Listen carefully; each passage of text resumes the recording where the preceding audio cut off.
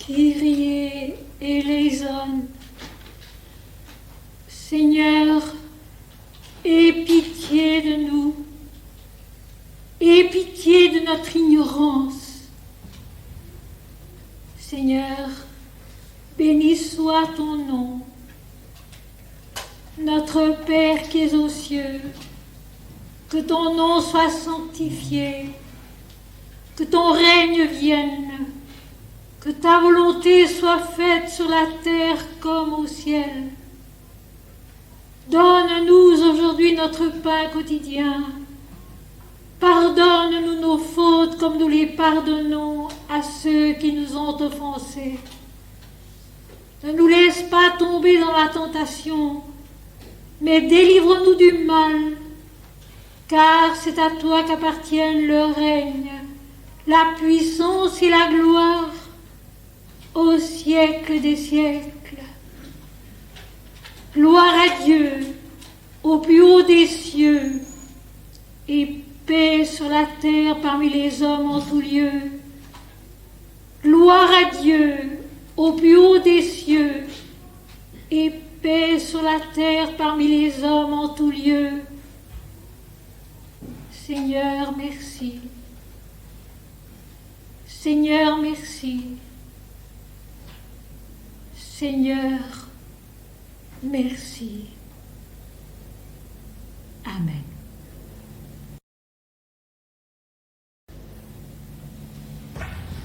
Mes chers amis,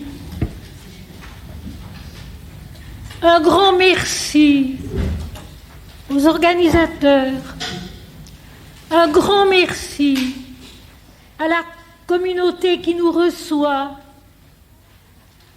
un grand merci à vous qui êtes là, et avant tout un grand merci au Seigneur qui permet une fois de plus nos rencontres dans ce lieu qui est par lui-même déjà bienfaisant et qui nous permet de nous recueillir en Dieu, parce qu'enfin c'est ce que nous allons faire une fois de plus, nous recueillir en Dieu.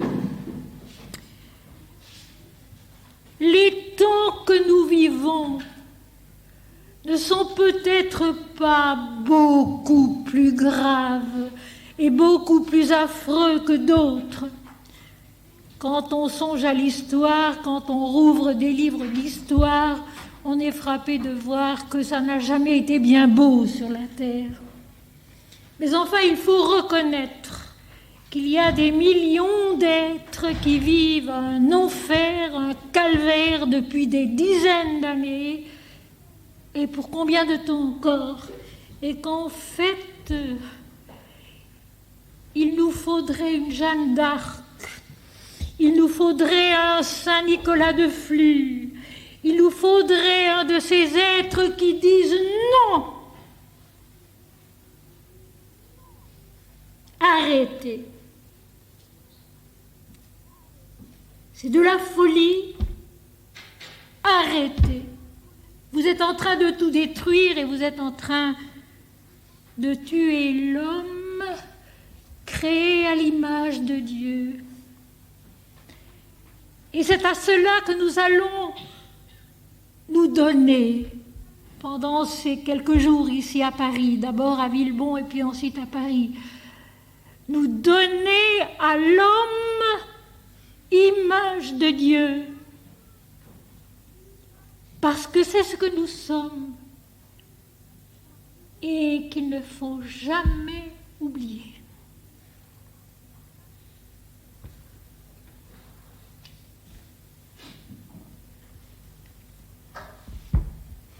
Et comme nous arrivons à la fin de l'Apocalypse, tout en haut de l'ascension intime, je vais aussi lire des poèmes qui se trouvent tout en haut, pour que nous soyons, comme avec la musique, tout de suite au niveau, si possible, où nous devons être. Et tout en haut, eh bien, c'est mon premier livre. Tout en haut, c'est mon premier livre. Quelques aspects d'une sadhana. où je sortais des visions divines que j'ai vécues pendant 2 ans, presque quotidiennement. Alors c'est là que se trouvent finalement certains des poèmes qui vont le plus loin, qui voient le plus haut, qui expriment la vérité le mieux possible.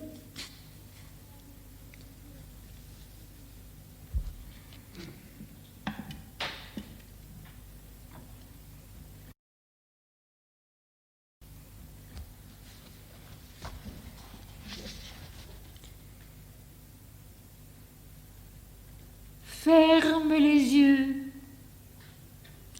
et que ton regard soit l'infini lumineux. Brise ton cœur et que ta vie soit la béatitude.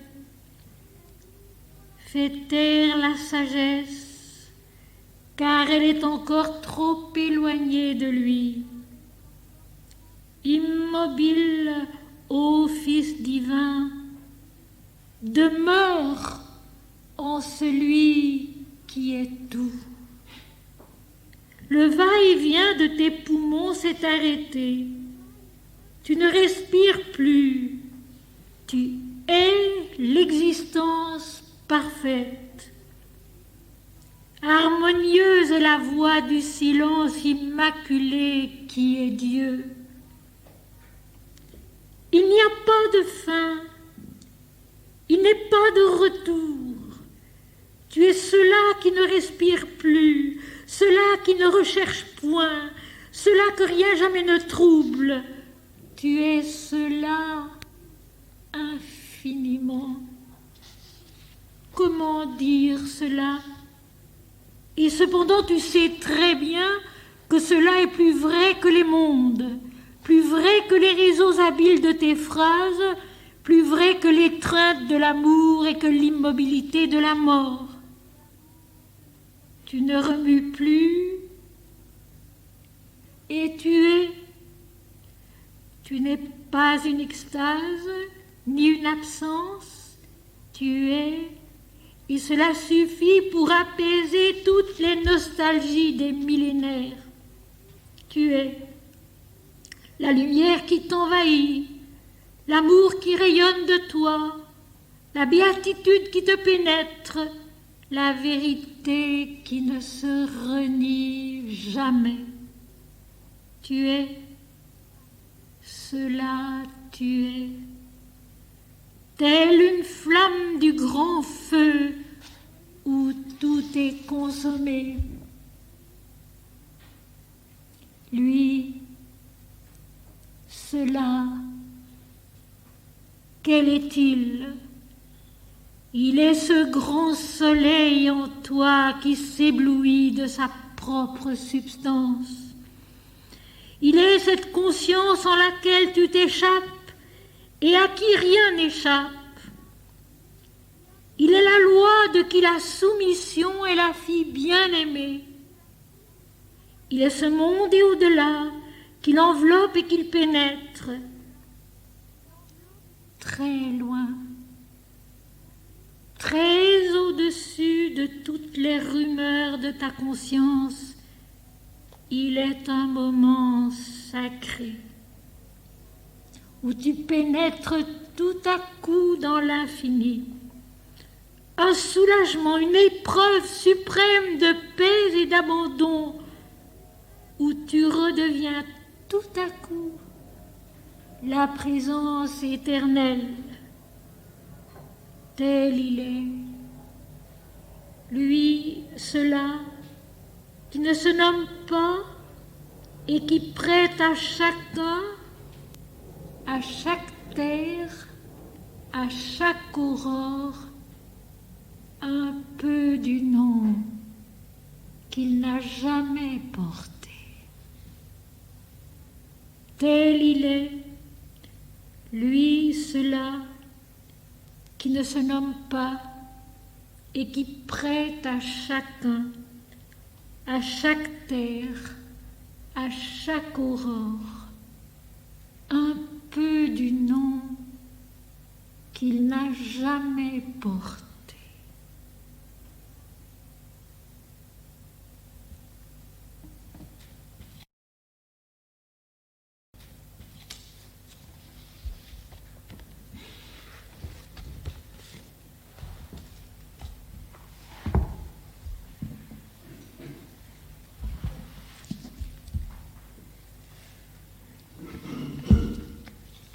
Cet hiver, nous étions arrivés au verset 17 du chapitre 21 de l'Apocalypse. Or, l'Apocalypse compte 22 chapitres, nous sommes près du but. Près du but qui, par grâce, par bonheur, n'est jamais autre chose qu'un commencement. Un commencement infini. Le commencement d'une démarche, le commencement d'une ascension encore plus haute, encore plus lointaine, et qui n'a pas de fin, qui est l'immortalité, l'éternité en nous. Et le chapitre 21 de l'Apocalypse, je l'avais dit, c'est la mère divine. C'est la mère divine qui parvient au sommet de son ascension à travers les 7 plans de la conscience et de la vie, pas seulement dans l'individu mais dans l'univers, et qui va se réunir à l'absolu. C'est tout à fait ce que l'Inde explique en parlant de la Kundalini, qui est la mère divine, qui remonte pour s'identifier à Vishnu, le Dieu sauveur, le Dieu créateur aussi, puisque Brahma, Vishnu et Shiva sont un seul et le même. Et il y a donc au verset 10 de ce chapitre 21, ce texte que je cite souvent, « Et l'ange me montra la Jérusalem nouvelle, la ville sainte, qui descend du ciel d'auprès de Dieu, ayant la gloire de Dieu. » Et j'explique toujours que cette ville sainte, c'est nous-mêmes. C'est l'homme transfiguré. C'est l'homme redevenu par la grâce de l'Esprit, par l'ascension de la piété et la descente du divin en lui, puisqu'il y a toujours les deux mouvements, nous verrons cela aujourd'hui et demain avec l'hymne védique, l'homme transfiguré, devenu la ville sainte. Et pourquoi la ville ? La ville, elle est aussi présente dans le Mahabharata hindou. La ville, c'est un mot qui est beaucoup employé dans les Écritures saintes. Tout simplement parce que l'être est complexe. Il est effectivement une cité de séjour remplie de tous les éléments qui font une cité. Aussi bien la vie concrète, la vie terrestre, l'intelligence dualiste, que les éléments plus élevés, plus purs, la lumière de l'esprit, la joie de l'âme, la cité. Et vous savez, j'aimerais le redire en passant, parce qu'il faut le redire. La cité dont rêvait Sri Aurobindo, c'était ça. La cité dont rêvait Sri Aurobindo, c'était ça. C'était d'abord l'accomplissement intérieur de l'homme qui s'élève jusqu'à l'humilité parfaite de la connaissance. Je répète, jusqu'à l'humilité parfaite de la connaissance, où le moi individuel est effacé, il est vraiment comme n'ayant jamais été, et où il subsiste seulement la lumière de la vérité, la lumière de l'esprit, l'amour divin. C'était cela, le rêve. Il a employé le mot, le rêve de Sri Aurobindo. Une ascension intérieure humble et saine, et non pas une organisation extérieure qui d'ailleurs dévie totalement. Je l'avais dit à l'époque à l'Homme et la connaissance, rue Bergère, en traitant aussi un peu ce passage, je le redis aujourd'hui. La cité sainte qui descend du ciel d'auprès de Dieu, ayant la gloire de Dieu, c'est l'homme transfiguré, et c'est notre destin à chacun et à tous. C'est la promesse qui nous est faite depuis le commencement de la Genèse jusqu'à la fin de l'Apocalypse. Une promesse qui s'accomplit dans la lumière, mais qui n'est pas un arrêt. Parce que la vie, c'est l'éternité, c'est vivant, c'est actif, c'est brûlant, c'est ardent, c'est l'adoration perpétuelle de l'amour qui crée. Et qui crée toujours de belles choses, et qui crée toujours de nouvelles choses, de nouveaux aspects de la même révélation. La cité, la complexité de notre être, épanoui dans la lumière de Dieu, connu dans la vérité de l'Esprit. Et alors au verset 17, l'ange mesure la ville, et il trouve que la largeur est égale à la longueur, et puis finalement la hauteur aussi. Donc c'est un cube. Et ce cube, Sri Aurobindo en parle aussi, ce cube c'est l'homme avec ses 3 dimensions. Rempli de la vie de Dieu. Et maintenant, nous allons passer à la suite, et j'espère aujourd'hui terminer le chapitre 21, parce que, bien sûr, on peut le lire en passant sur les détails, notamment dans les versets 18 et suivants.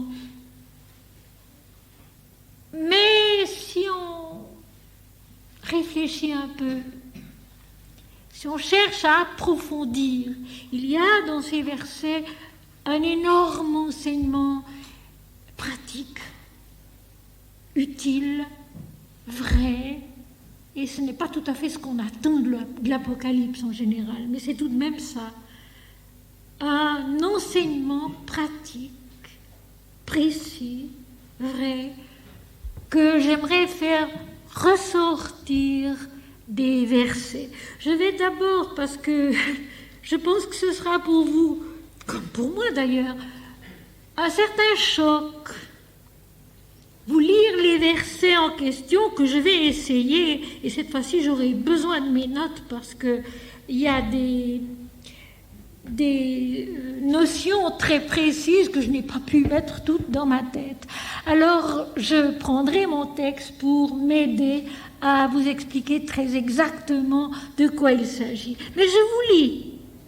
Donc, le verset 17, c'était « L'ange mesura la muraille et trouva 144 coudées, mesure d'homme, qui était celle de l'ange. » Donc, l'homme qui devient une mesure divine, une mesure de la lumière, mesure de l'homme. Et ça aussi, c'est un raccourci, comme la Bible sait les faire, mesure d'homme qui était celle de l'ange.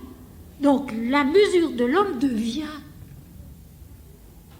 celle de la mesure de l'esprit, de la lumière de l'esprit, la dimension vraie dont parlent les hymnes védiques. Et puis, la muraille était construite en jaspe et la ville était d'or pur, semblable à du verre pur. Les fondements de la muraille de la ville étaient ornés de pierres précieuses de toute espèce. Le premier de saphir, le premier de jaspe, le second de saphir, le troisième de chalcédoine, le quatrième d'émeraude, le cinquième de sardonyx, le sixième de sardoine, le septième de chrysolite, le huitième de béryl, le neuvième de topaz, le dixième de chrysoprase, le onzième d'hyacinthe, le douzième d'améthyste. La splendeur, oui, Mais tout de même, pourquoi toutes ces pierres précises nommées? Pourquoi l'or pur de la ville? Il y a là des choses à comprendre pour nous, pour notre cheminement intérieur, au niveau où nous sommes. La ville, c'est Dieu en l'homme. Sa muraille, c'est l'enceinte qui contient le tout et dont rien ne sort jamais. Parce que cette enceinte est Dieu. Et plus haut, la ville, elle était semblable à du jaspe transparent comme du cristal. Or, le jaspe n'est pas transparent comme du cristal. Mais là, le jaspe est dit transparent comme du cristal. Donc, transparent de Dieu seul, c'est une idée que nous retrouvons un peu plus tard dans le même chapitre. Alors, nous allons revenir maintenant mot à mot à ces versets 18 et suivants que je viens de vous lire, qui sont beaux, qui sont surprenants, mais qui ne sont pas là pour rien. Parce que dans les Écritures sacrées, jamais rien n'est écrit comme ça pour le plaisir d'écrire ou pour la beauté du style. Il y a une signification, et une signification qui est intérieure, qui est précieuse pour nous. D'abord, la muraille. Cette enceinte divine dont nous ne sortons jamais.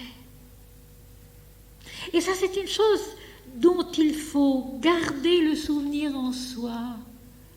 Nous sommes à nous-mêmes, notre être complet est à nous-mêmes une enceinte, une muraille à l'intérieur de laquelle vit Dieu. Et Dieu se révèle. Et puisque cela, Dieu se donne. On le sent très bien. À certains moments d'adoration vraie, de piété sincère, on sent très bien que Dieu se donne à nous. Que Dieu nous aime et qu'il se donne à nous. Et c'est une chose, quand on l'a vécu une ou deux fois, qui nous marque du sceau de Dieu ineffaçablement. Donc la muraille était construite en jaspe. Alors le jaspe, c'est une sorte d'agate de couleur verte, légèrement opaque et parfois striée d'un peu de rouge ou pointinée d'un peu de rouge. C'est donc la couleur verte de la verdure, des verts pâturages du Seigneur, du repos qu'accorde le Seigneur, qui est à notre disposition toujours. Et puis c'est aussi la couleur de l'espérance. Donc, cette muraille de la ville, elle est à la fois l'activité,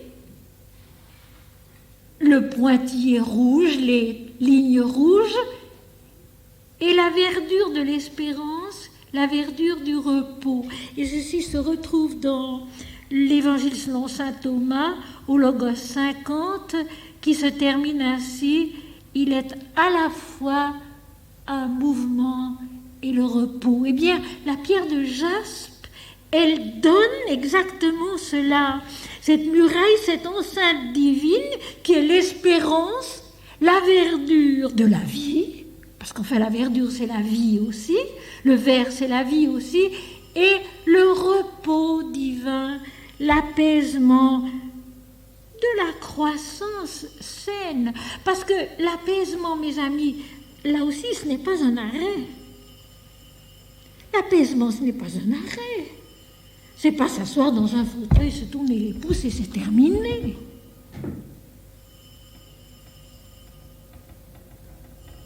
L'apaisement, c'est l'action intense dans la vérité et dans la joie. L'apaisement, le repos, c'est l'action intense dans la vérité, dans la joie. Et moi-même, j'en fais constamment l'expérience de cela. Je suis parfois si fatiguée parce qu'à mon âge, j'ai une vie beaucoup trop chargée, de plus en plus. Je suis parfois si fatiguée.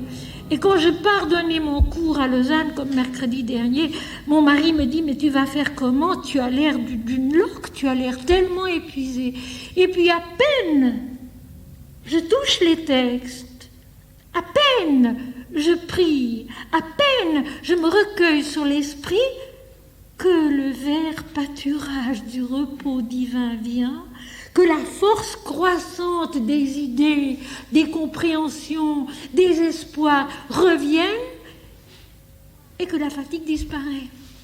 C'est substantiellement vrai et nous pouvons en faire l'expérience dans la vie de tous les jours. Rappelez-vous-en, la vie nous étouffe parfois. Vraiment, la vie nous étouffe. Je crois que vous le savez tous. Mon Seigneur et mon Dieu, tu es mon enceinte. Tu es la muraille dans laquelle je m'épanouis et je vis.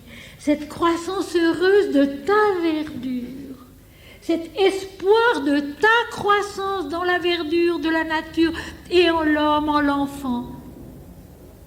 Et la paix revient. Et le calme revient. Un apaisement qui n'est pas un arrêt, on ne va pas se coucher, on reste debout, on travaille, mais les forces sont là. La muraille, c'est quelque chose de puissant. La muraille, c'est la protection.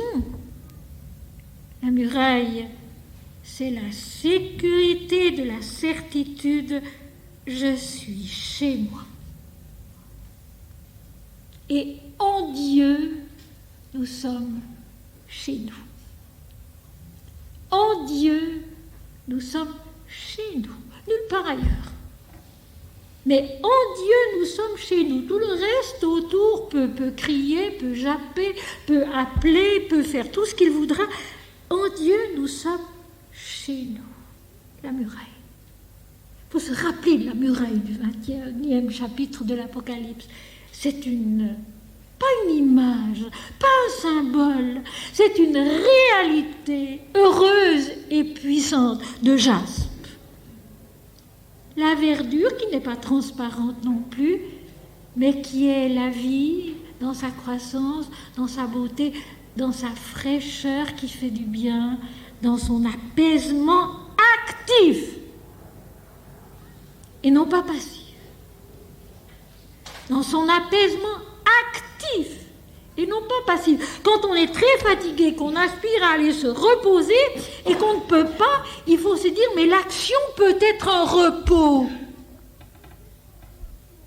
L'action peut être un repos. Et la Bhagavad Gita le dit aussi, dans l'action voit l'inaction et dans l'inaction voit l'action. C'est exactement ça. Dans l'action voit la paix de Dieu, qui travaille, mais qui est paisible. Et dans l'inaction de l'adoration, voit l'action. Et il y a très très longtemps que j'avais dit au pasteur de Saint-Pré une phrase qui l'avait beaucoup frappé, alors que moi-même je n'étais pas consciente de ce que je disais. J'ai dit, voyez-vous, monsieur le pasteur, quand je me repose, c'est là que je travaille le plus. Et c'est vrai. La muraille qui est l'enceinte divine à l'intérieur de laquelle l'espoir, la croissance peut s'épanouir de la manière juste, yukta, en union avec Dieu. La muraille était construite en jaspe, donc rappelez-vous, vert, légèrement opaque, strié ou pointillé de rouge, qui sont les signes de la vie, parce que le rouge, le sang, c'est d'abord le signe de la vie. Et la ville était d'or pur. Alors le fameux or pur de l'Apocalypse, nous savons ce que c'est. C'est la vérité de la lumière. Donc l'homme, qui est la ville sainte, descendu du ciel d'auprès de Dieu, etc., il est de la substance pure, vraie, de la lumière de l'esprit. Nous sommes faits de la lumière de l'esprit. Ne l'oublions jamais. Nous avons cet héritage noble. Nous avons cet héritage noble qui est la lumière de Dieu dont nous sommes faits. Et la noblesse dans son vrai sens, c'est quelque chose qui existe sur le plan humain aussi. Les véritables nobles, descendants de familles qui ont été nobles pendant des siècles, s'ils le sont d'une façon vraie, honnête, pure, il y a en eux une grandeur, une beauté, quelque chose de sacré, quelque chose qu'ils préservent, qui est réel. Mais bon, les noblesses en général déclinent, se dégradent. C'est dommage, parce que la vraie noblesse, la vraie classe noble d'autrefois, c'était une valeur spirituelle qui s'est perdue aussi. Mais en réalité, c'est ça. Mais alors, la noblesse divine, nous la possédons tous. Il ne faut pas l'oublier.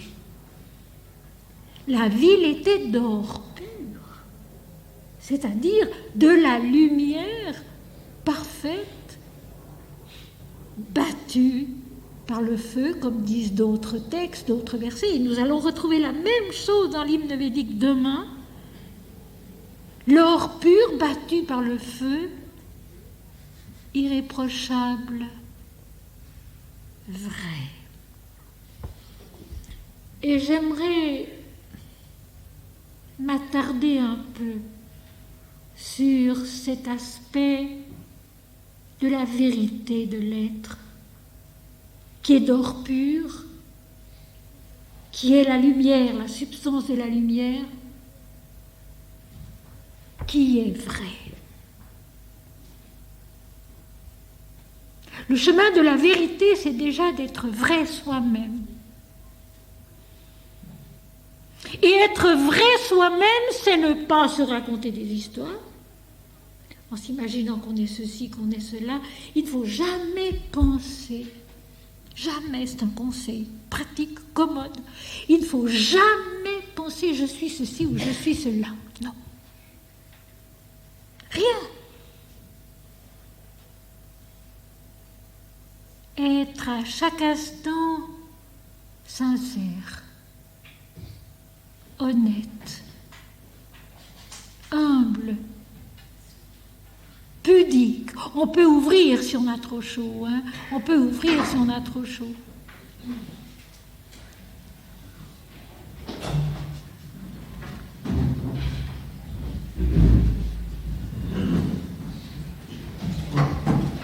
Jamais penser je suis ceci, je suis cela. Savoir que Dieu est en nous, oui, ne pas l'oublier, mais à chaque instant être sincère, être humble, être docile, être vigilant, ne pas être négligent, avancer très simplement, humblement, en étant vrai. Mais être vrai, et ça c'est une chose, il faut bien le comprendre aussi, ça ne veut pas dire être désagréable envers les autres, parce que soi-disant, on est plus sincère en étant désagréable avec les autres. Ça c'est une notion qui existe.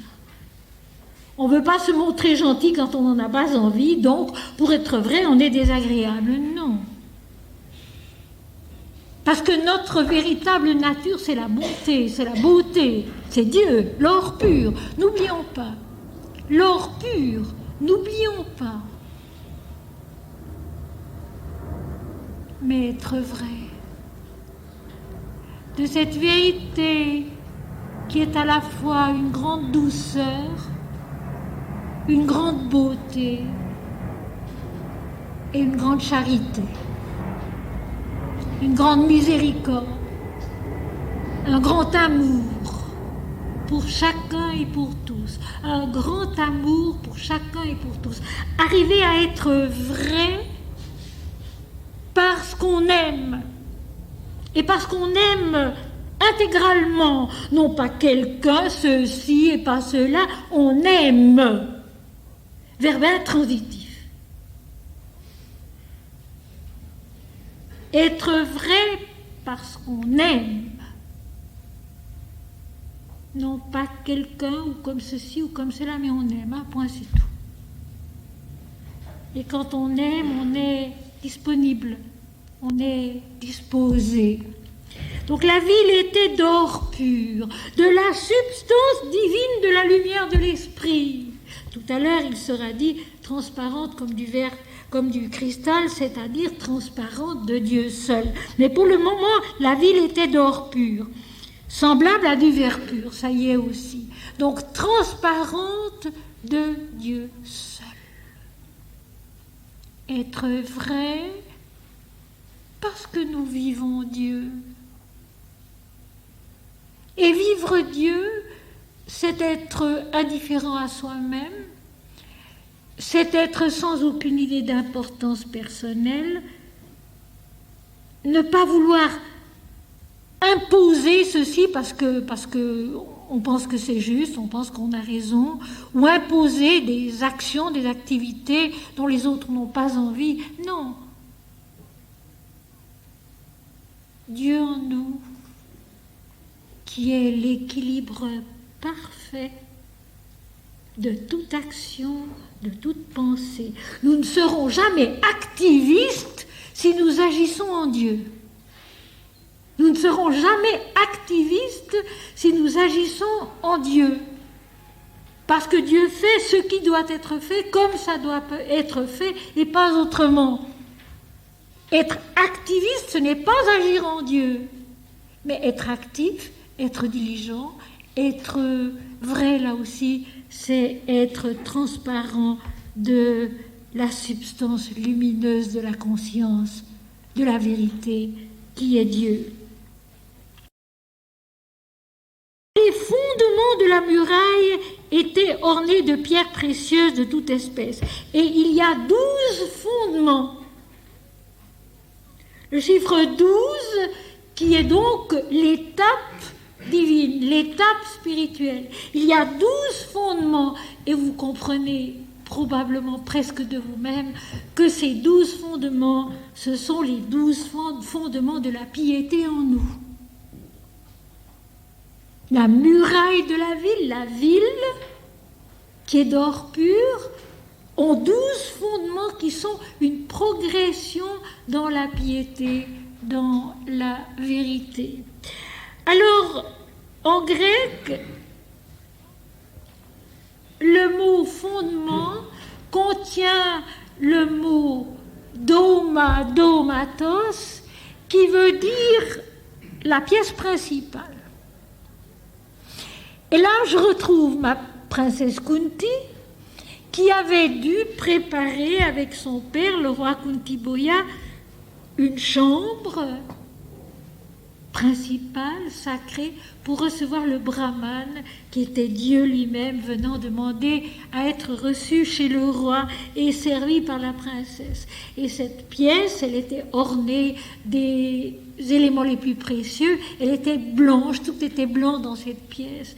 Et là, les fondements de la muraille sont aussi comme des pièces principales dans lesquelles va pouvoir s'épanouir la piété. Et c'est important de le savoir.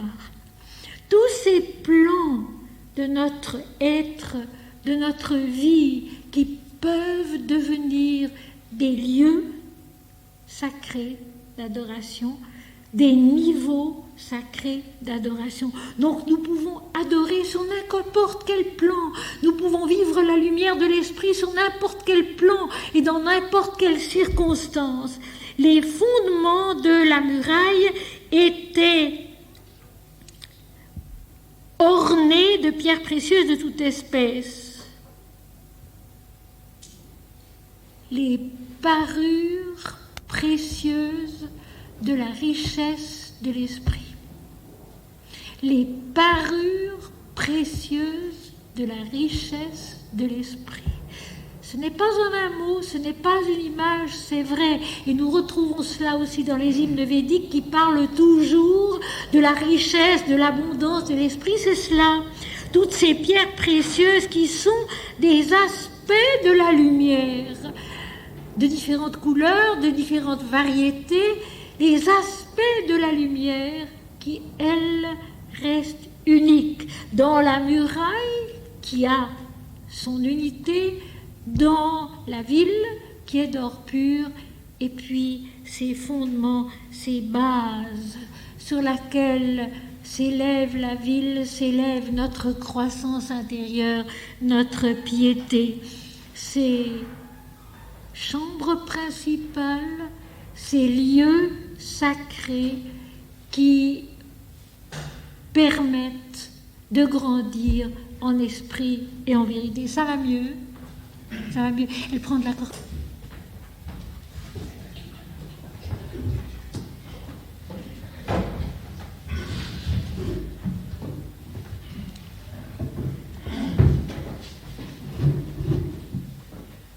Les pierres précieuses de toute espèce, qui sont donc tous les aspects variés, lumineux et précieux de la vérité de l'esprit. Et une autre chose encore, ils sont inaltérables. Parce que les pierres précieuses sont inaltérables. Vous voyez, quand on creuse, tout ce qu'on trouve dans un mot, la pierre précieuse, d'accord, mais tout ce qu'il y a dans la pierre précieuse, il y a la beauté, la lumière, la couleur, l'éclat, et puis il y a aussi ceci, que la pierre précieuse est inaltérable. Et tout à l'heure, nous allons trouver les 12 portes de la muraille qui sont 12 perles. Ça aussi, c'est quelque chose de très instructif, et c'est là-dessus que j'aimerais beaucoup insister aujourd'hui. Donc, de nouveau, le premier fondement était de jaspe. Décidément, la ville était de jaspe, la muraille était de jaspe, le premier fondement était de jaspe.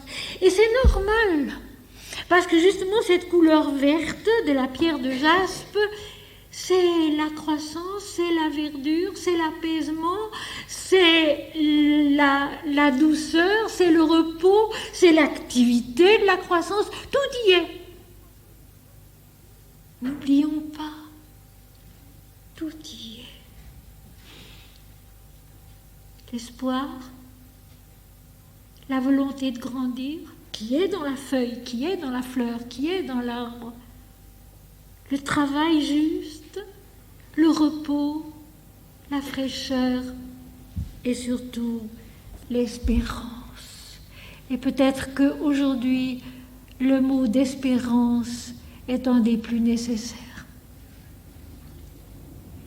L'espérance fondée en Dieu, dans l'action, dans l'activité, dans l'amour et dans la paix de Dieu, l'espérance que le cœur de l'homme reverdisse, que la vie des nations reverdisse par la piété. Mon Seigneur et mon Dieu, non pas moi Seigneur, mais toi, toi seul. Mon Seigneur et mon Dieu, non pas moi Seigneur, mais toi, toi seul. L'adoration permanente de Dieu. Ça paraît un bien grand mot, et pourtant c'est tout simple.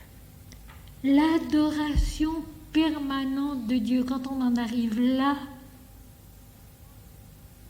la vie a totalement changé. L'adoration permanente de Dieu, quoi qu'il arrive et quoi qu'on fasse. Le premier fondement qui est de jaspe. Le second fondement est de saphir. Le bleu, qui est la couleur du ciel, qui est à l'occasion la couleur de la mer, qui est la couleur de la paix, qui est la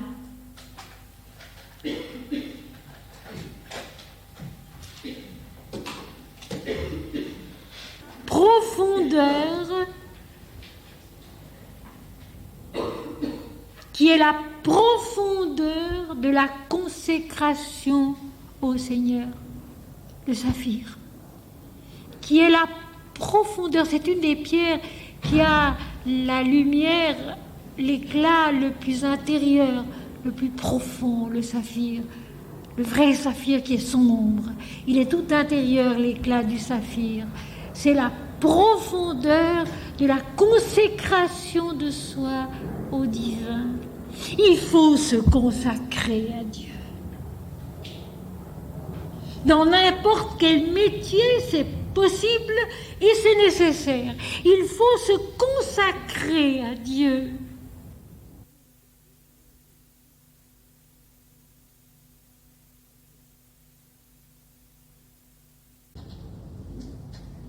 Je pense à des paroles émouvantes comme celles du très beau compositeur Joseph Haydn, dont on donne trop rarement de la musique. Du très beau compositeur Joseph Haydn, qui était d'une humilité exemplaire, qui était malheureusement affublé d'une femme terrible, qui ne comprenait rien au talent de son mari et qui détruisait ses partitions. Joseph Haydn disait: j'ai tellement à faire aujourd'hui qu'il faut au moins que j'aille me recueillir 4 heures dans une chapelle à l'heure. J'ai tellement à faire aujourd'hui qu'il faut que j'aille me recueillir au moins 4 heures dans une chapelle avant de commencer mon travail. Vous savez, c'est beau. Et c'était vrai chez lui. Ce n'était pas des mots. Consacré à Dieu. Le deuxième fondement, la base. Le départ, c'est l'espérance, c'est la croissance, c'est la verdure, c'est la fraîcheur, c'est le repos aussi, c'est l'action juste. Le second, c'est la consécration. La consécration au divin, la pierre de saphir qui est une des plus belles, des plus profondes, en effet, dans son éclat. Le troisième de calcédoine. Alors, la calcédoine, c'est une agate fine, d'un blanc laiteux, légèrement bleuâtre. Ce troisième fondement nous apporte déjà une idée de la nature divine qui est la blancheur. Légèrement bleuâtre, légèrement voilée, mais tout de même, ce troisième fondement nous apporte déjà une idée de la nature divine, parce que c'est vrai qu'on adore Dieu si mal pendant longtemps.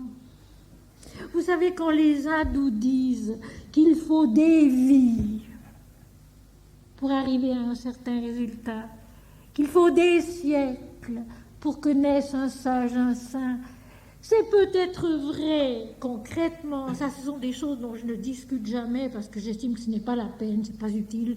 C'est Dieu qui sait, ce n'est pas nous.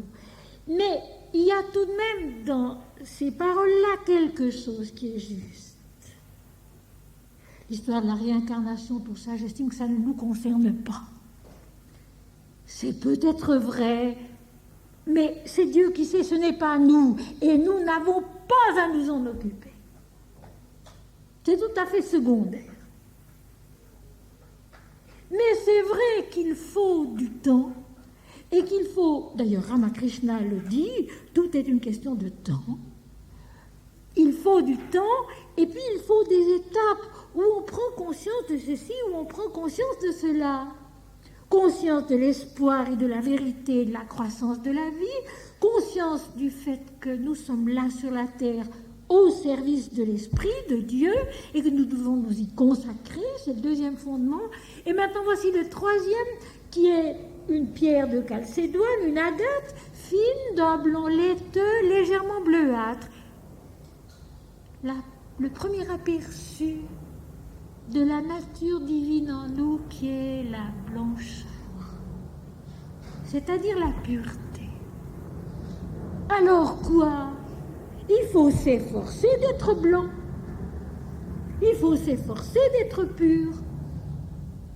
Voilé longtemps, voilée longtemps par cette espèce de couleur bleuâtre qui est une couleur de la vie, une couleur de l'aube, une couleur du soir. Bien sûr, mais se rappeler que notre vraie nature, c'est la blancheur de l'esprit, la blancheur divine. Et que cette blancheur, il faut la rechercher. Là encore, être vrai. Et j'aimerais dire être propre. Notre monde devient une saleté sans nom. Notre monde devient une saleté sans nom. Sur le plan concret comme sur le plan moral et spirituel. Tout est sale, tout est sali. Voilà pourquoi ça fait du bien d'aller à la montagne, très haut, où on retrouve des neiges blanches, où on retrouve un ciel plus pur. On se sent comme lavé, on se sent comme rechargé, rafraîchi, purifié. Mais on ne peut pas toujours y aller. Par contre, on peut monter sur la montagne en soi-même. Le fondement qui est la calcédoine, pierre blanche, laiteuse, légèrement bleuâtre. C'est un peu la neige, cela. C'est un peu la montagne, cela. On peut donc remonter vers la blancheur divine si on en prend conscience et si on s'y consacre. Parce qu'il faut se rappeler chaque fondement. Un fondement soutient l'autre. N'oublions pas. Donc dans chaque nouveau fondement, il y a les précédents. Donc dans le troisième, il y a la pierre de jaspe et il y a le saphir. Mais il y a... Le saphir est bleu. Maintenant, ce bleu s'est noyé d'une certaine blancheur. Mon Seigneur et mon Dieu, garde-moi blanc à tes yeux. Et puis le bleu, la paix. Mon Seigneur et mon Dieu, garde-moi blanc à tes yeux. Propre. Pur, c'est beaucoup dire, mais propre. Propre physiquement, moralement, intellectuellement. Dans mes sentiments aussi, dans mes pensées, dans mes travaux. Garde-moi propre. Et pas... je dirais d'une propreté uniquement morale. Elle est utile, elle est nécessaire absolument. Mais plus haut. Propre dans la beauté, propre dans la vérité, propre dans l'amour, blanc. Un peu de ta nature divine. C'est déjà un grand progrès. De l'espoir, de la croissance, de la consécration, nous passons à la connaissance, au commencement de la connaissance de la blancheur qui est la nature du divin. Troisième de calcédoine et quatrième d'émeraude. Alors l'émeraude, c'est un palier de tranquillité. J'aimerais vous dire en passant que les émeraudes les plus précieuses ne sont pas du tout les émeraudes très vertes et opaques, mais l'émeraude la plus précieuse est transparente et contient ce qu'on appelle des jardins. Il y a dans la pierre, qui est transparente un peu, des formes d'une couleur un peu plus foncée, ce qu'on appelle des jardins. Et ça, c'est la véritable émeraude. Et l'émeraude, c'est un palier d'apaisement. C'est un palier où un certain travail a déjà été fait. Bon, c'est toujours la conséquence, le fondement sur le fondement sur le fondement. La chambre principale, la chambre consacrée, où il y a la richesse de la vie, le jardin, où il y a la croissance du jaspe aussi, où il y a peut-être même à l'occasion un peu le foncé rouge du jaspe aussi, la profondeur du saphir, la blancheur un peu, parce que l'émeraude transparente est là, un côté presque un peu blanc, un peu transparent. mais c'est un palier d'apaisement. Ces périodes en nous où, après avoir beaucoup travaillé, beaucoup prié, beaucoup lutté, il y a comme une sorte de repos, oui, de période stable, sûre, calme, transparente de la beauté de la vie divine. Transparente de la beauté de la vie divine, parce qu'en ce moment, de quoi est-ce que nous parlons? De la vie divine de Sri Aurobindo sur la terre, hein, c'est ça. Transparente de la beauté de la vie divine. Ça, c'est l'émeraude. Ça, c'est le quatrième fondement. Donc, nous avons maintenant parcouru un certain chemin de l'espérance dans la croissance divine, de la consécration, de l'aperçu de la nature divine qui est en nous et qui est la blancheur, et l'émeraude qui apporte un moment de calme, de répit, je dirais, qui permet de contempler ce qui a peut-être été un peu compris jusque-là.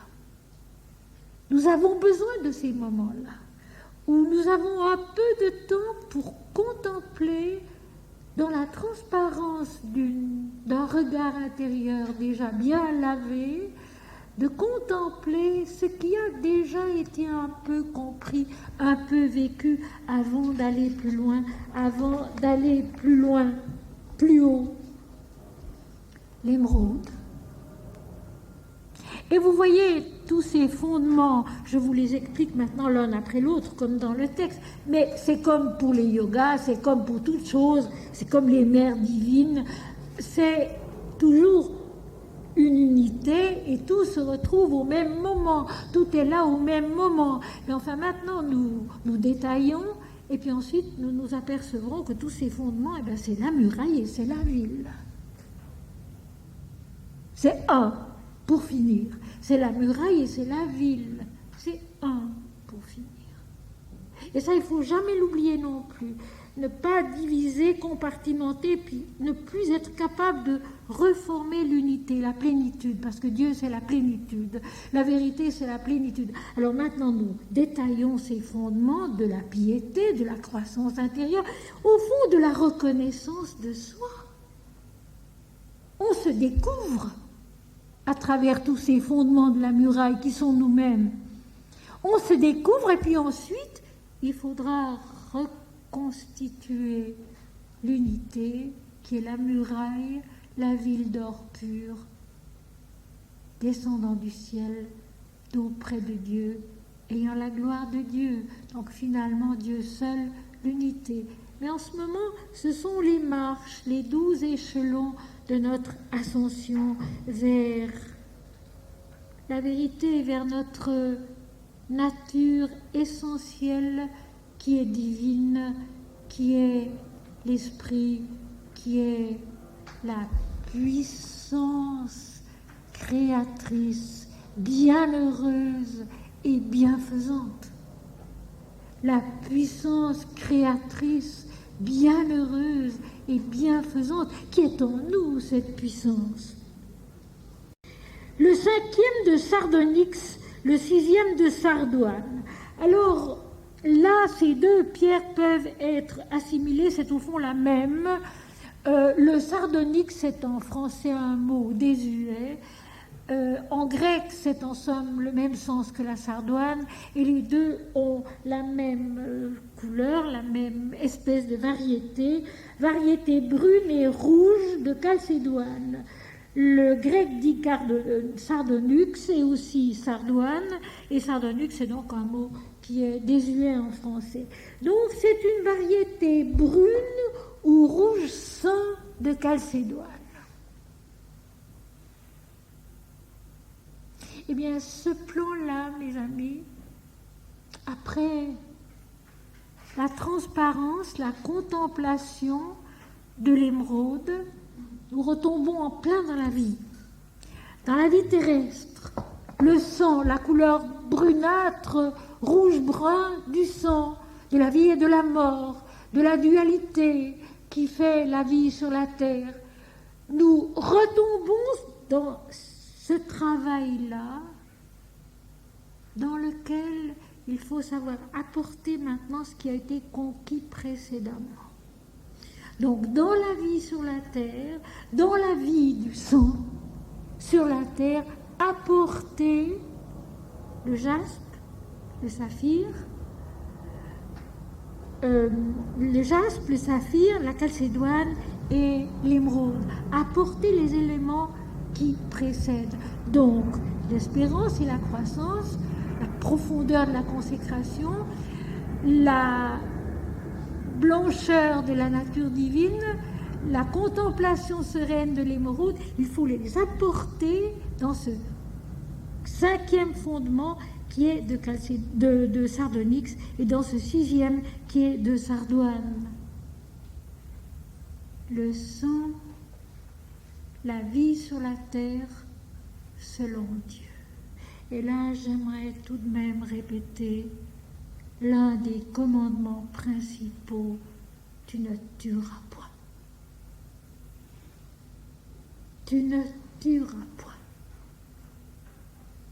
Et ça, c'est notre plan de l'Apocalypse maintenant, du fondement de la muraille. Tu ne tueras point.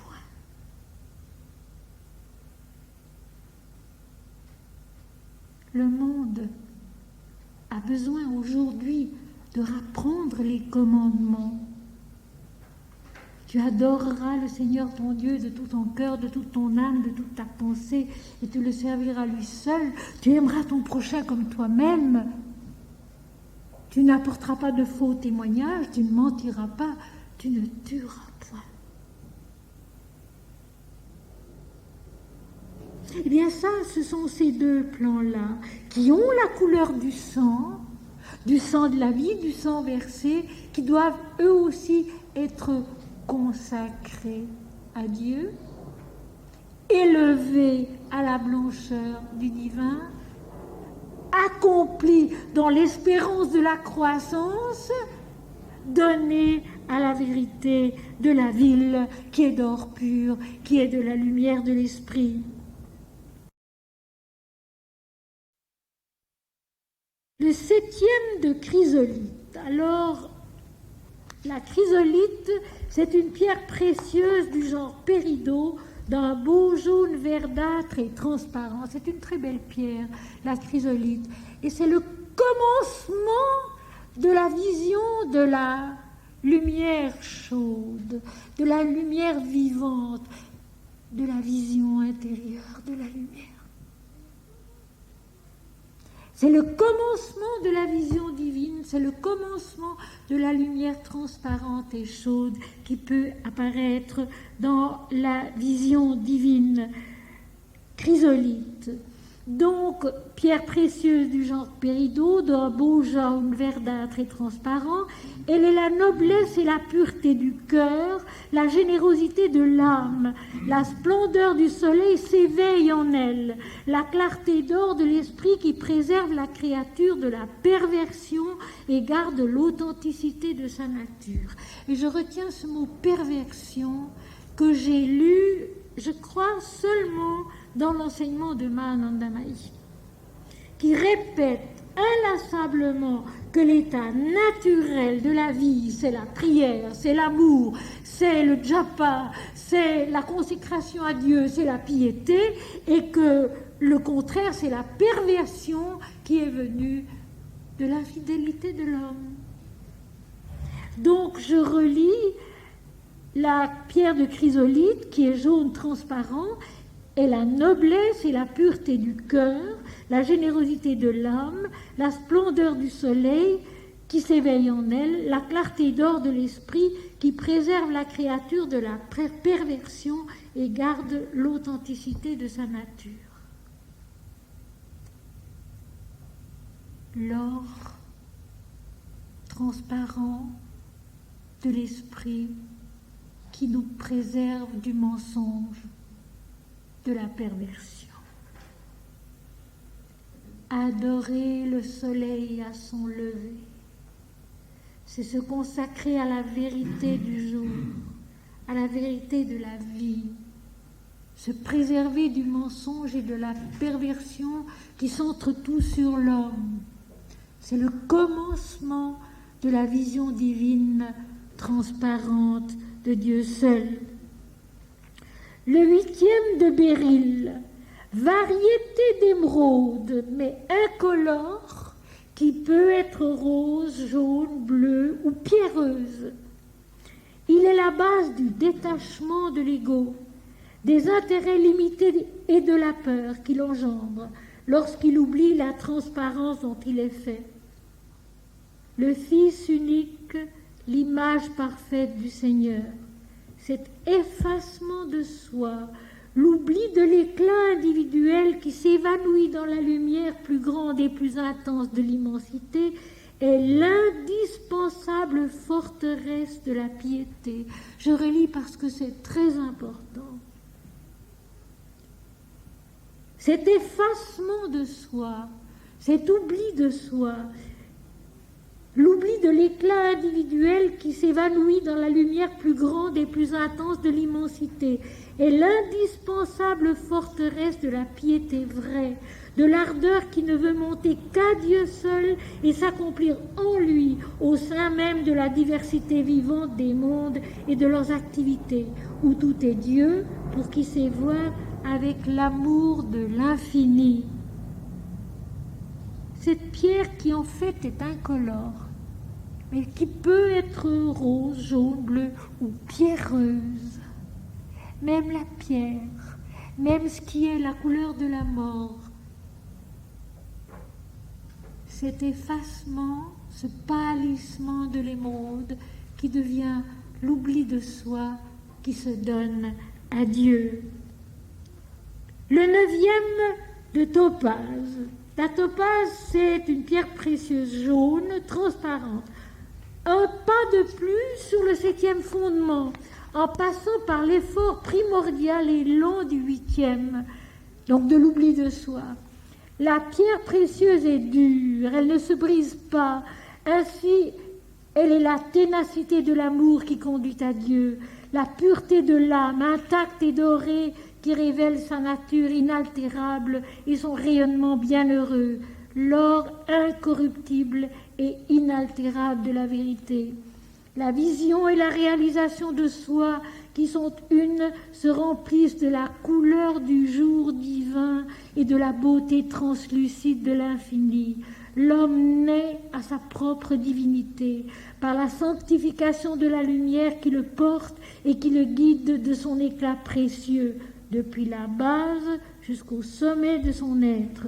Ce 9e plan est le commencement de la transfiguration. Donc la pierre de topaze qui est jaune, transparente, plus intense que la chrysolite et qui est en nous-mêmes le commencement de la transfiguration. Nous arrivons au chiffre 9, 3 fois 3, 3 fois chacun des plans inférieurs, le physique, le vital, le mental, et nous entrons dans le spirituel qui va être le commencement de la transfiguration. Le 10e de chrysoprase, variété d'agate d'un vert blanchâtre, donc la blancheur de la nature divine revient là. La verdure prépondérante de la terre et de ses végétations se teinte de la blancheur divine. La verdure prépondérante de la terre et de ses végétations se teinte de la blancheur divine. L'apparence pâlit, perd de sa prépondérance dans le regard de l'adoration qui s'absorbe dans la splendeur. La conscience des choses s'estompe sous la splendeur de l'impalpable. La pensée se dissout dans la conception de l'ineffable. Blanche est la nature du divin, immaculée est la cime de l'être où s'épanouit l'immensité parfaite et indifférenciée de la créature. Donc le 10e plan, qui est le 2e pas, si vous voulez, dans la transfiguration intérieure. Encore vert, mais la blancheur commence à prédominer. Le 11e d'hyacinthe, donc tous les fondements aboutissent maintenant à la hyacinthe, pierre précieuse d'un jaune tirant sur le rouge, c'est l'ardeur de l'adoration. Telle est la couleur mystique, l'oranger ardent. Le sommet de la muraille qui entoure et détermine l'authenticité de la ville sainte de l'homme transfiguré approche. L'union mystique descend dans la conscience incarnée comme un feu qui s'éclaire et la nourrit de sa réalité, dévorant toute erreur, toute ignorance et toute peur dans un don de soi incandescent et joyeux. L'amour total est imminent, celui de Dieu lui-même en l'homme. Donc nous sommes maintenant dans la transfiguration où domine l'adoration de Dieu seul, l'ardeur, le feu de la purification et de l'adoration qui va conduire à l'identification avec Dieu. Et le 12e fondement est d'améthyste, et en grec, améthystos signifie qui n'est pas ivre. Améthyste en grec signifie qui n'est pas ivre. Alors je voudrais dire ceci. La réalisation de Dieu en soi n'est pas une exaltation. La réalisation de Dieu en soi n'est pas une exaltation. C'est une croissance dans la compréhension, une croissance dans la vérité, une croissance dans la blancheur de la pureté, une croissance dans le don de soi, une croissance dans l'amour, une croissance dans la lumière de l'esprit, mais ce n'est pas une exaltation. Et les gens exaltés ne sont pas dans la vérité. Il faut s'en souvenir de ça, parce qu'on se laisse prendre. Les gens exaltés ne sont pas dans la vérité. L'accomplissement des 12 fondements de la muraille, de la ville sainte qui vient de Dieu et qui est d'or pur, de la vérité de l'esprit, c'est la lucidité calme, pas l'exaltation, ce n'est pas une ivresse, c'est un accomplissement dans la maîtrise de soi. C'est un accomplissement dans la maîtrise de soi. Et cette maîtrise de soi est un des éléments les plus importants de notre existence ici-bas, de notre existence pieuse, de la vérité conquise en nous. La maîtrise de soi, l'améthyste, c'est une pierre magnifique, l'améthyste. Donc, la maîtrise de soi qui contient tous les autres fondements, c'est quelque chose de merveilleux. C'est quelque chose de fondamentalement beau, de fondamentalement vrai. La maîtrise de soi. Et la maîtrise de soi, mes amis, elle ne s'obtient que d'une seule manière. Non pas moi, Seigneur, mais toi, toi seul. C'est la seule maîtrise de soi. La pierre de topaze, qui n'est pas une ivresse, qui est la beauté sereine, profonde, transparente aussi, de la sagesse divine, la maîtrise de soi, la sagesse divine. C'est si précieux à chaque pas déjà. C'est si précieux à chaque pas de la vie d'avoir un peu de maîtrise de soi. Ça peut être un idéal en soi, hein. Simplement la maîtrise de soi. Ça peut être un idéal en soi. On ne peut pas tout faire dans une vie, ça je ne le crois pas.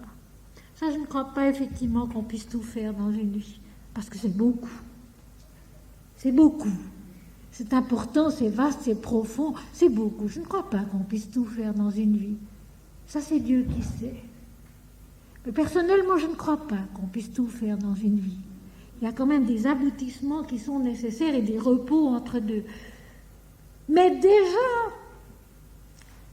de se dire que la maîtrise de soi, c'est la pierre de topaze, c'est beau, que c'est divin, que c'est un des fondements de notre être réel, essentiel, et que c'est une chose qu'il faut tâcher d'acquérir toujours et dans tous les domaines. La maîtrise de moi, la maîtrise de soi.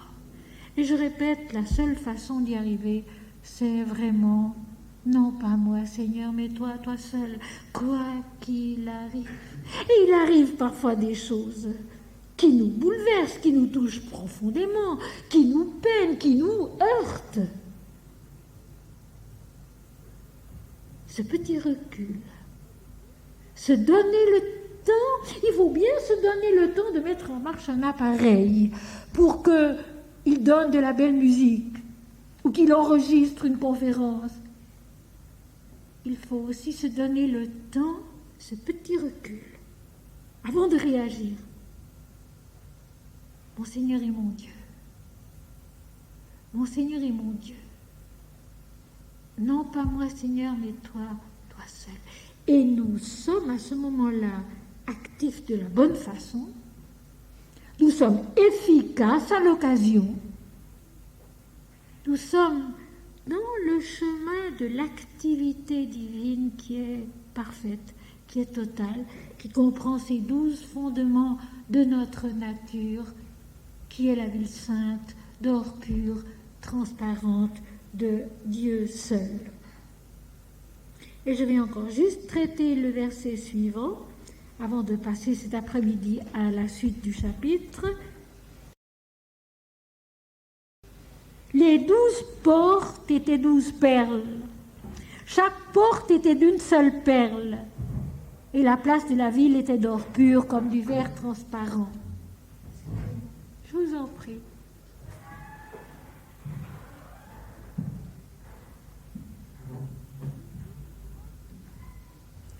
Les 12 portes étaient 12 perles. Vous voyez que tout ce passage, par-dessus lequel on peut passer, une description resplendissante de la ville sainte, non. La ville sainte, c'est nous-mêmes. Et il faut en déceler l'authenticité, le chemin de Dieu à l'intérieur de nous-mêmes, parce que ce chemin de Dieu, c'est une ascension. Nous sommes, nous, au bas d'une ascension, le chemin de Dieu qui nous conduit plus haut dans sa plénitude à lui. Alors la porte dans les évangiles, dans l'Apocalypse, dans la Bible, joue un très grand rôle. Elle est ce passage primordial ici, de la descente du Père, de l'absolu, dans la différenciation d'une création, et c'est la même porte qui permet de retourner à la plénitude de l'Esprit. Et le Christ, qui est le premier-né de toute la création, l'image du Dieu invisible, celui en qui, par qui, pour qui toutes choses ont été créées et subsistent, il est précisément cette porte, cette perle inaltérable, blanche, à l'Orient merveilleux. Ce passage inaltérable de l'absolu dans le relatif, dans la création, et puis de la création du relatif, le retour dans l'absolu. Quand Jésus dit « Nul ne vient au Père que par moi », il n'a jamais voulu dire par ma personne individuelle qui s'appelle Jésus-Christ en cet âge.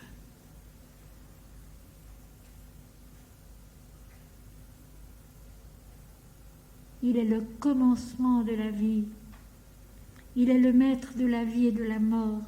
Il est l'éternel Dieu. Il est le premier-né de la création et celui aussi qui nous ramène à la plénitude du divin. L'immuable, l'éternel, la pureté rayonnante de la perle, ce passage de l'absolu au différencié et du différencié à l'absolu. Et c'est exactement le même rôle que joue dans l'Inde la mère divine, la première-née de la création, la fille de l'absolu, qui est la porte par laquelle l'absolu descend dans la révélation de soi, dans la manifestation de soi, et la porte par laquelle la création rentre dans le royaume de Dieu, dans la plénitude de l'absolu.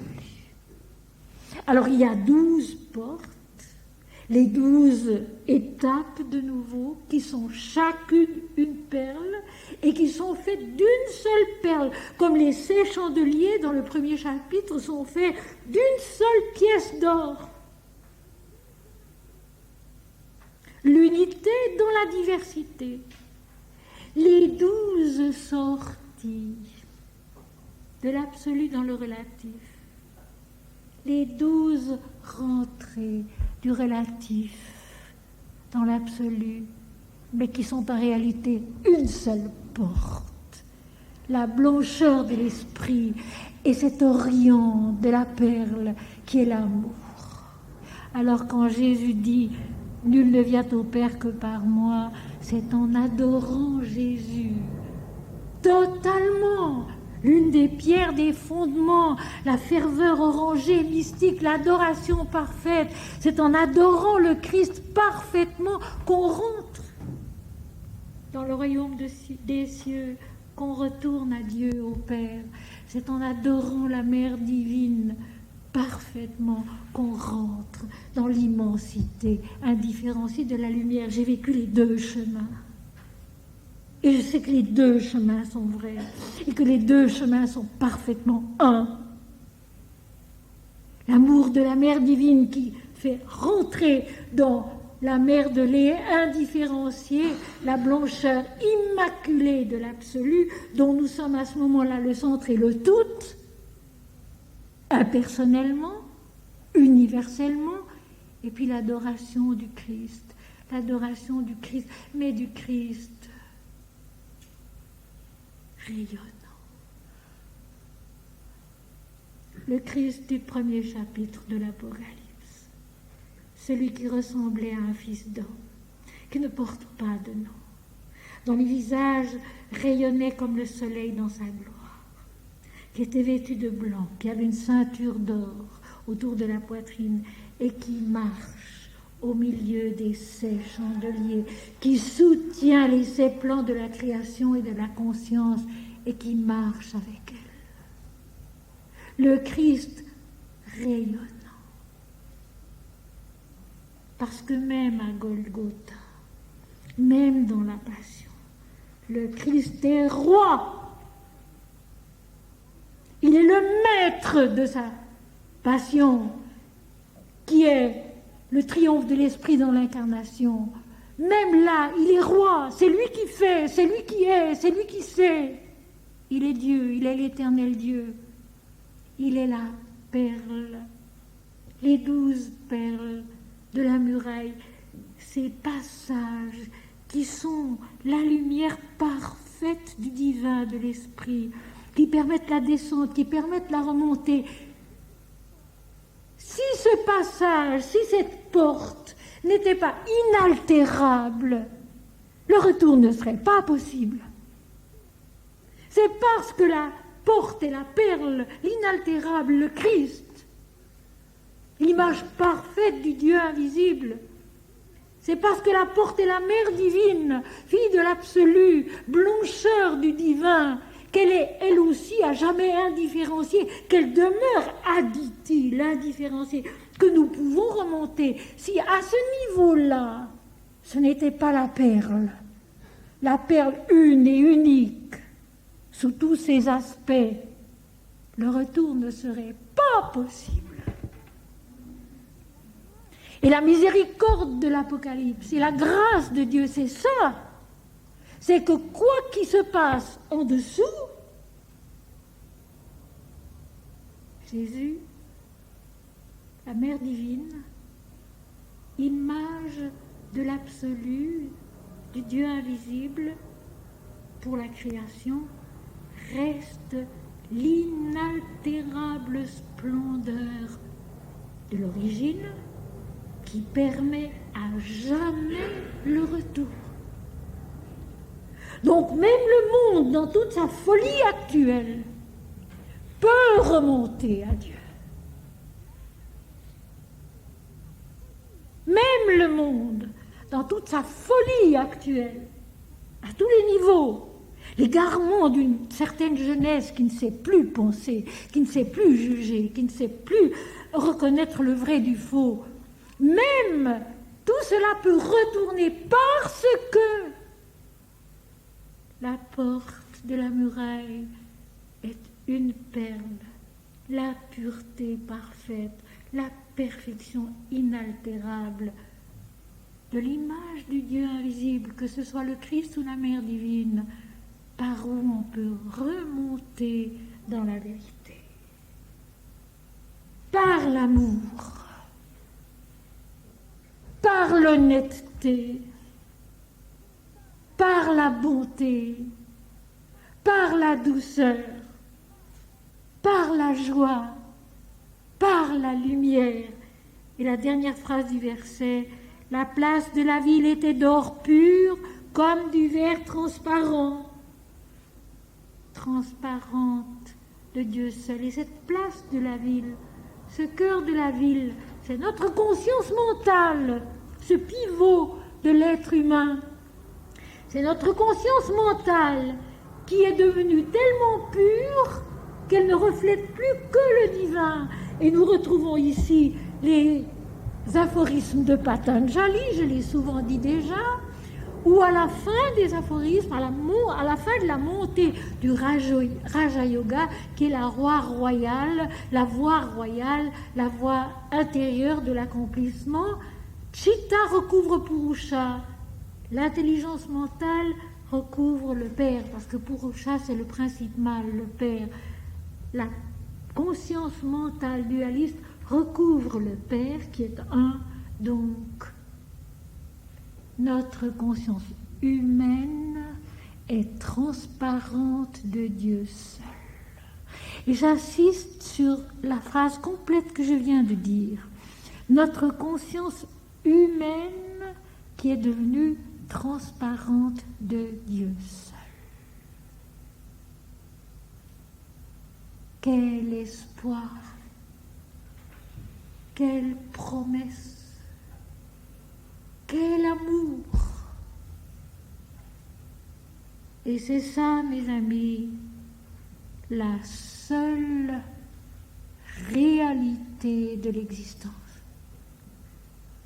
Et c'est ça, mes amis, la seule réalité de l'existence.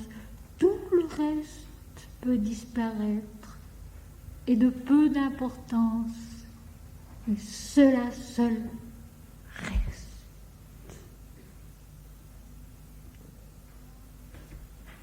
Lui, cela, quel est-il? Il est cela qui prête à chaque jour, à chaque aurore, un peu du nom qu'il n'a jamais porté.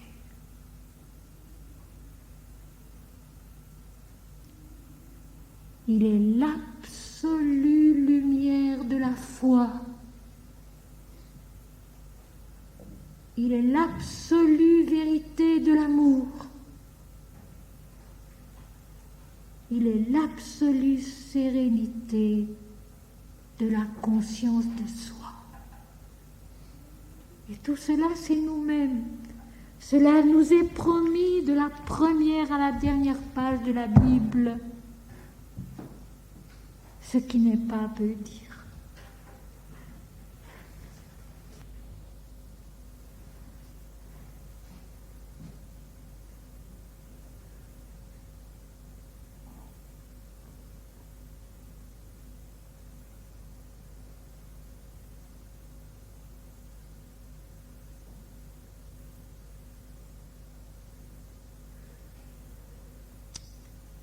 La ville était d'or pur,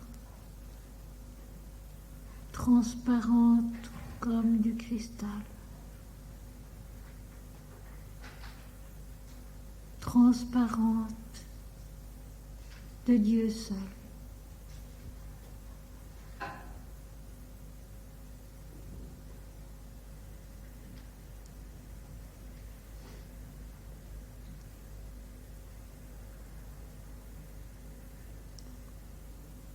Elle est l'homme transfiguré qui descend du ciel d'auprès de Dieu, revêtu de la vérité de Dieu.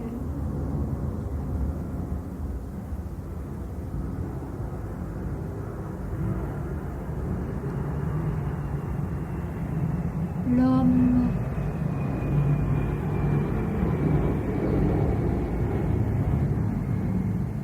né une deuxième fois de l'esprit.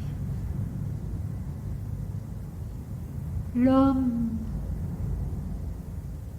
né une deuxième fois de l'esprit.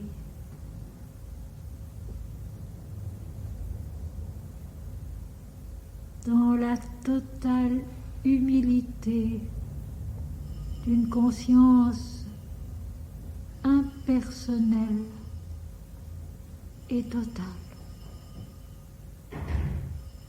Non pas moi, Seigneur, mais toi, toi seul.